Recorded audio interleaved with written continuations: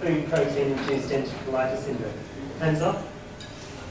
Okay, so it's not very well known about, but you do need to know about it because it is a form of milk intolerance. It's not allergy. So your allergy tests are all going to be negative. The IgE to milk is going to be negative, and the skin prick test to milk is going to be negative. And we don't actually understand the exact mechanism by which the cow's milk protein causes the diarrhea and gastrointestinal symptoms. But what happens in these patients is that some of them vomit profusely, very profusely, and have lots of diarrhea to the extent they develop hypovolemic shock.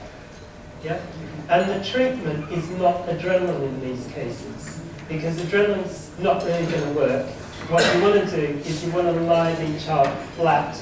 You don't want to sit them up, maybe with their head down a bit, and give them IV fluids. And fluids will sort the child out and resuscitate them. FPIES, it's common with milk, but it's also common with other foods, such as soy. And one of the interesting ones that occurs with is rice, as well as with wheat as well. Now, one of the other things you need to know about it is that these children will outgrow their problem.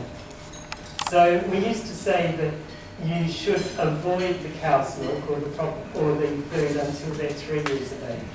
We're now suggesting that by 2 years of age, many of these children have outgrown their FPIES. So although you want to re-challenge them in hospital because there's a risk of hypovolemic shock, you do want to get them back onto the food in the longer term. The other thing just to mention is that the symptoms come on not straight away after having the milk, but 2 to 4 hours later. So it's a bit of a delayed reaction, but it's something you need to know about, and well done for bringing it up. It's sort of a new form of food intolerance, which we don't understand in immunology, if there is immunology, but it's called FPIES. And it can limit the infection quite closely. Exactly, yeah. A lot of patients, as you suggest, present and they think they've got gastroenteritis. In terms of the blood tests, the clues are you get a high white count, sometimes you get a high neutrophil count, you can get a high CRP, and you can also get a high platelet count, and also a low albumin. And there's some chronic forms of it and acute forms of it. Hopefully I've covered those two. For in a setup, even extensively hydrolyzed or expensive, the formula. So, and soya is no longer advised, especially in boys and under 6 months.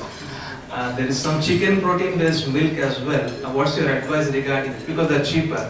So, in the practice, your practical advice for practitioners in our country. Okay, so in our country as well, soya milk is not advised in children under 6 months.